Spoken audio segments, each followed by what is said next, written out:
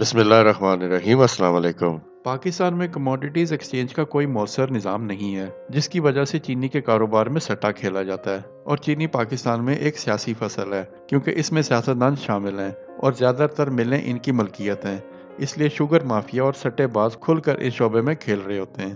رمضان المبارک کی آمد سے قبل ہی کراچی کی ہول سیل مارکیٹ جوریا بازار سے چینی غائب ہو گئی۔ وزیر اعظم عمران خان نے شوگر مافیا کے خلاف سخت ترین ایکشن لینے کا حکم جاری کیا ہوا ہے، لیکن سٹے بازوں، ڈیلروں اور شوگر مل مالکان کے گٹھ جوڑ سے مافیا نے کراچی کی ہول سیل مارکیٹ جوریا بازار سے چینی غائب کر دی۔ ہول سیل ڈیلروں کا کہنا ہے کہ گوداموں میں چینی کا ذخیرہ ہے، جبکہ مارکیٹ میں چینی کی سپلائی روک دی گئی ہے۔ رمضان المبارک سے قبل ہی چینی کی طلب عام دنوں کے مقابلے میں دگنی ہو جاتی ہے، اس لیے شوگر مافیا چینی کی فراہمی روک کر حکومت پر دباؤ ڈالنا چاہتی ہے۔ چینی کے کاروبار میں سٹے بازوں کی وجہ سے چینی کا بحران اور چینی کی قیمتوں میں اضافہ ہوتا ہے۔ سمجھنے کی بات یہ ہے کہ یہ دو طرح سے کھیلا جاتا ہے۔ ایک تو وہ طاقتیں ہوتی ہیں جو سپلائی اینڈ ڈیمانڈ کو کنٹرول کرتی ہیں، اور دوسرے وہ افراد ہیں جو مصنوعی بحران پیدا کر کے قیاس آرائیوں اور افواہوں کی بنیاد پر قیمتوں کو مصنوعی طور پر بڑھا کر ناجائز منافع خوری کرتے ہیں۔ ان سٹے بازوں نے طے کیا ہوتا ہے کہ آج چینی کی قیمت اگر 80 روپے فی کلو ہے تو اسے اگلے مہینے 90 روپے تک لے کر جانا ہے،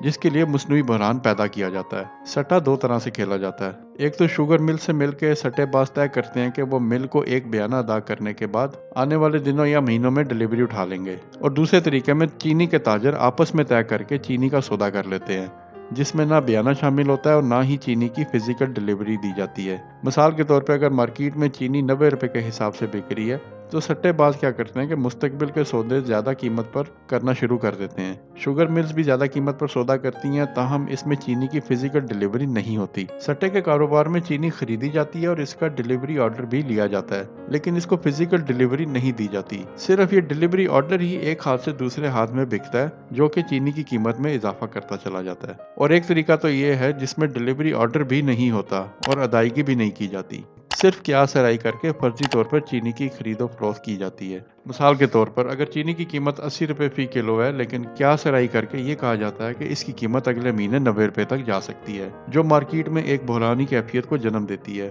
اور مصنوعی طور پر قیمت میں اضافے کا باعث بنتی ہے۔ کیونکہ سٹے کے کاروبار میں چینی کی فزیکل ڈلیوری نہیں ہوتی، اس لیے جب سودے لکھوائے جاتے ہیں تو مصنوعی خریداری شروع ہو جاتی ہے، جو مارکیٹ میں قیمتوں کو بڑھانے کا سبب بنتی ہے۔ اب آپ کو بتاتے ہیں کہ سٹے بازی ہوتی کہاں پہ ہے۔ پاکستان میں چینی کے سٹے بازی کے دو بڑے مراکز ہیں، ایک مرکز پنجاب اور دوسرا کراچی میں ہے۔ زیادہ بڑا مرکز لاہور میں ہے کیونکہ پنجاب میں چینی کی پیداوار زیادہ ہے اور زیادہ تر سٹے باز وہاں ہی فعال ہوتے ہیں۔ لاہور کی اکبری منڈی اناج کی سب سے بڑی مارکیٹ ہے اور وہاں چینی کا کاروبار بھی ہوتا ہے۔ اس مارکیٹ میں چینی کے سٹے باز کام کرتے ہیں۔ اسی طرح کراچی کا جوریا بازار بھی سٹے بازوں کا مرکز ہے۔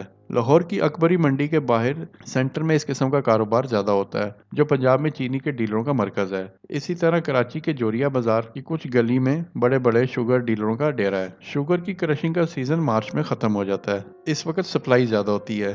جب قیمتیں گرنے کا امکان ہوتا ہے تو تاہم اسے سٹے بازی کے ذریعے قیمت کم نہیں ہونے دی جاتی، بلکہ اس کی قیمت کو اوپر کی سطح پر لے جایا جاتا ہے۔ پاکستان میں چینی کی کھپت کا جائزہ لیا جائے تو 30% تک چینی گھریلو صارفین استعمال ہوتی ہے، جبکہ 70% تجارتی طور پر استعمال ہوتی ہے، جو مشروبات، مٹھائیوں، دوائیوں وغیرہ میں استعمال کی جاتی ہے۔ شوگر ملیں اور سٹے باز فائدے میں رہتے ہیں کیونکہ زیادہ سے زیادہ قیمت انہیں مالی طور پر فائدہ پہنچاتی ہے۔ سٹے کے کاروبار میں سٹا کھیلنے والے ہی فائدہ اٹھاتے ہیں کیونکہ وہ فرضی سودوں میں فائدہ اٹھاتے ہیں جن کا کوئی دستاویزی ثبوت نہیں ہوتا۔ اس میں کوئی بڑا سرمایہ نہیں لگتا، بلکہ چینی کے فرضی سودے ہوتے ہیں کیونکہ اس سودے میں صرف 10% بیانہ دے کر سودا کر لیا جاتا ہے اور پھر اسے آگے بیچ دیا جاتا ہے۔ ان فرضی سودوں میں کوئی کسی قسم کا کوئی ٹیکس بھی ادا نہیں کیا جاتا۔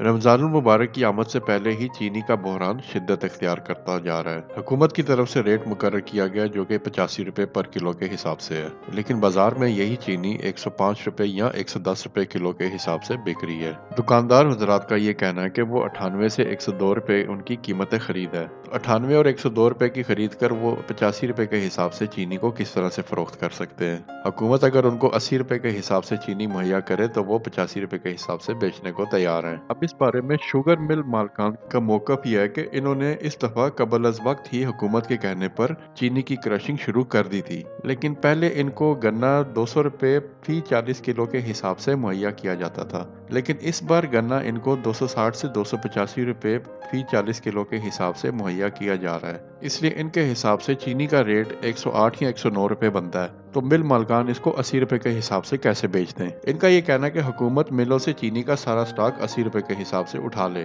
مگر 17% سیل ٹیکس، ملازمین کی تنخواہیں اور بجلی پانی جیسے اخراجات کو خود ادا کرے۔